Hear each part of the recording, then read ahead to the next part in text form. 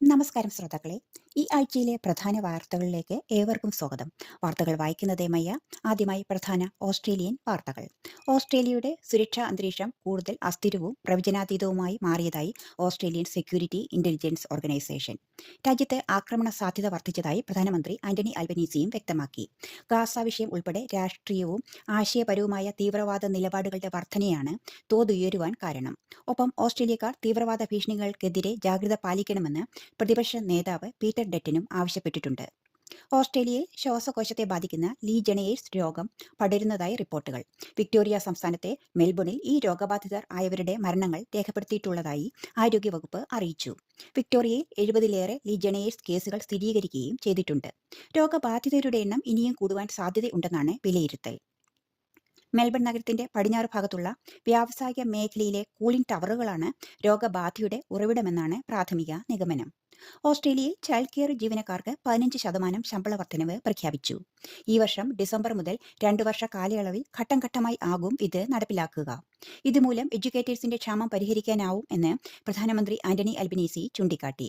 പക്ഷേ ഈ പദ്ധതിയുടെ ഭാഗമാകണമെങ്കിൽ ചൈൽഡ് കെയർ സെന്ററുകൾ ഫീസ് വർധനവ് എന്ന ധാരണ അംഗീകരിക്കേണ്ടതായിട്ടുണ്ട്. ഓസ്ട്രേലിയൻ പൗരത്വ പരീക്ഷ ഇംഗ്ലീഷ് ഭാഷകൾക്ക് പുറമെ മറ്റു ഭാഷകളിലേക്ക് കൂടി വ്യാപിപ്പിക്കണം എന്ന് ഓസ്ട്രേലിയൻ മൾട്ടി കൾച്ചറൽ ഫ്രെയിംവർക്ക് റിവ്യൂവിൽ നിർദ്ദേശിച്ചു.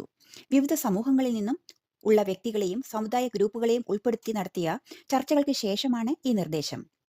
ഓസ്ട്രേലിയയിൽ ഏകദേശം മുഴുവൻ സംസ്ഥാനങ്ങളിലും കർക്കടക മാസത്തോടനുബന്ധിച്ചുള്ള രാമായണ ശീലുകൾ നിറയുന്നു. മെൽബണിൽ ഉള്ള വിവിധ സബർബുകളിൽ ഹിന്ദു ഓർഗനൈസേഷനുകളുടെ ആഭിമുഖ്യത്തിൽ കർക്കടക വാവുബലി, പിതൃതർപ്പണം എന്നിവ ഓഗസ്റ്റ് 3, 4 തീയതികളിൽ നടന്നു. രാമായണ മാസാചരണത്തോടനുബന്ധിച്ച് കേരളത്തിലെ പ്രമുഖ ഭാഗവതാചാര്യൻ ശ്രീ ഉദിചൈതന്യ മെൽബൺ സന്ദർശിക്കും എന്നാണ് അറിയുവാൻ കഴിയുന്നത്. കൂടുതൽ ലോകോത്തര വാർത്തകൾ. ലോകം ഉറ്റുനോക്കുന്ന അമേരിക്കൻ പ്രസിഡന്റ് തെരഞ്ഞെടുപ്പിൽ പുതിയ പ്രഖ്യാപനവുമായി രംഗത്തെത്തിയിരിക്കുകയാണ് പ്രസിഡന്റ് സ്ഥാനാർത്ഥിയായ കമല ഹാരിസ്. വൈസ് പ്രസിഡന്റ് സ്ഥാനത്തേക്ക് മിനസോട്ട ഗവർണറായ ടിം വാൾസിനെയാണ് കമല പ്രഖ്യാപിച്ചത്. 2006-ൽ റിപ്പബ്ലിക്കൻ പാർട്ടിക്ക് അനുകൂലമായ ഒരു സീറ്റ് നേടിയതോടെയാണ് വോൾസിന്റെ രാഷ്ട്രീയ ജീവിതം സജീവമായത്. വോൾസ് 2018-ലും 2022-ലും ഗവർണർ സ്ഥാനത്തേക്ക് വിജയിച്ചിരുന്നു. നിലവിൽ ഡെമോക്രാറ്റിക് ഗവർണേഴ്സ് അസോസിയേഷന്റെ ചെയർമാനുമാണ് അദ്ദേഹം. സർക്കാർ ജോലിയിലെ സംവരണത്തിനെതിരെയുള്ള പ്രതിഷേധം സർക്കാർ വിരുദ്ധ പ്രക്ഷോഭമായതോടെ ഷെയ്ഖ് ഹസീന ബംഗ്ലാദേശ് പ്രധാനമന്ത്രി സ്ഥാനം രാജിവെച്ചു. തിങ്കളാഴ്ച സൈനിക ഹെലികോപ്റ്ററിൽ ധാക്കയിൽ നിന്നും പുറപ്പെട്ട അവർ പിന്നീട് എയർഫോഴ്സ് വിമാനത്തിൽ ഇന്ത്യയിൽ എത്തിയിരുന്നു. ശേഷം ബംഗ്ലാദേശിൽ നോബൽ ജേതാവ് മുഹമ്മദ് യൂനിസ് നേതൃത്വം നൽകുന്ന ഇടക്കാല സർക്കാർ സത്യപ്രതിജ്ഞ ചെയ്തു. എന്നാൽ സ്ഥിതിഗതികൾ മെച്ചപ്പെടുന്നതിനാൽ ഷെയ്ഖ് ഹസീന സ്വന്തം രാജ്യത്തേക്ക് മടങ്ങുമെന്നാണ് അറിയുവാൻ കഴിയുന്നത്. അനാഫ്ലാക്സിനുള്ള ആദ്യത്തെ സൂചിരഹിത അടിയന്തര ചികിത്സയായി food and drug administration nasal spray വാഷിംഗ്ടണിൽ അംഗീകരിച്ചു. നെഫി എന്ന ബ്രാൻഡിന് കീഴിൽ വിൽക്കുന്ന സ്പ്രേയാണ് അംഗീകരിക്കപ്പെട്ടത്. ഒറ്റ ഡോസ് നാസൽ സ്പ്രേയായ നെഫി കുറഞ്ഞത് 66 പൗണ്ട് ഭാരമുള്ള മുതിർന്നവർക്കും കുട്ടികൾക്കും ഉപയോഗിക്കാം എന്നാണ് അറിയുവാൻ കഴിയുന്നത്. ഇന്ത്യൻ കേന്ദ്രതല വാർത്തകൾ. അച്ചടക്കത്തിന്റെയോ വിദ്യാഭ്യാസത്തിന്റെയോ പേരിൽ ഒരു കുട്ടിയെ സ്കൂളിൽ ശാരീരികമായ പീഡനത്തിന് വിധേയമാക്കുന്നത് ക്രൂരമാണെന്ന് ഛത്തീസ്ഗഡ് ഹൈക്കോടതിയെ നിരീക്ഷിച്ചു. സുർഗുജ ജില്ലയിലെ കാർമൽ കോൺവെന്റ് സ്കൂൾ അധ്യാപികയ്ക്കെതിരെ ഫെബ്രുവരിയിൽ മണിപ്പൂർ പോലീസ് സ്റ്റേഷനിൽ എഫ്ഐആർ രജിസ്റ്റർ ചെയ്തിരുന്നതിന്റെ അടിസ്ഥാനത്തിലാണ് ഇന്ത്യൻ ഭരണഘടനയുടെ ആർട്ടിക്കിൾ 21 പ്രകാരം ഈ നിരീക്ഷണം. ഇന്ത്യയുടെ ബഹിരാകാശ ദൗത്യമായ ആക്സിയോം 4 കമാൻഡറായി നാസയുടെ ബഹിരാകാശ യാത്രിക ഡോക്ടർ പെഗി അനറ്റ് വിൽസൺ നിയമിതയായി. 2018-ൽ നാസയിൽ നിന്ന് വിരമിച്ച ശേഷമാണ് ഹൂസ്റ്റൺ ആസ്ഥാനമായുള്ള സ്വകാര്യ ബഹിരാകാശ കമ്പനിയായ ആക്സിയോം സ്പേസിൽ ഡോക്ടർ പെഗി ചേർന്നത്.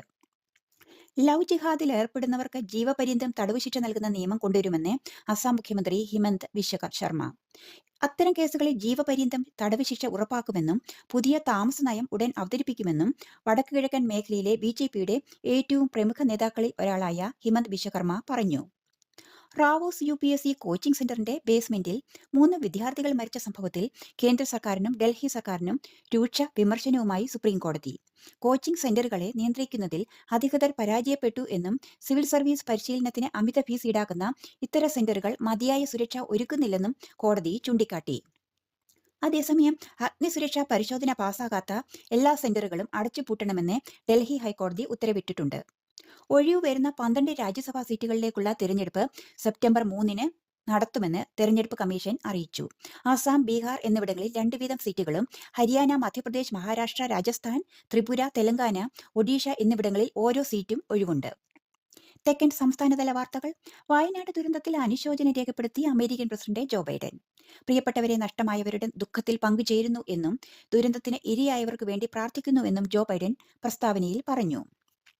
വയനാട്ടിലെ ഉരുൾപൊട്ടൽ ദുരന്തത്തിൽ മരിച്ച തിരിച്ചറിയാത്ത മൃതദേഹങ്ങൾ പത്തുമലയിൽ സംസ്കരിച്ചു. സർവമത പ്രാർത്ഥനയോടെയായിരുന്നു സംസ്കാരം. അതേസമയം ദുരന്തത്തിൽ മരിച്ചവരുടെ എണ്ണം 415 കവിഞ്ഞു. 138 അധികം പേരെ ഇനിയും കണ്ടെത്താനുണ്ടെന്നാണ് ഔദ്യോഗിക സ്ഥിരീകരണം. പ്രധാനമന്ത്രി നരേന്ദ്രമോദി ശനിയാഴ്ച ഉരുൾപൊട്ടൽ തകർത്ത വയനാട് സന്ദർശിച്ചു.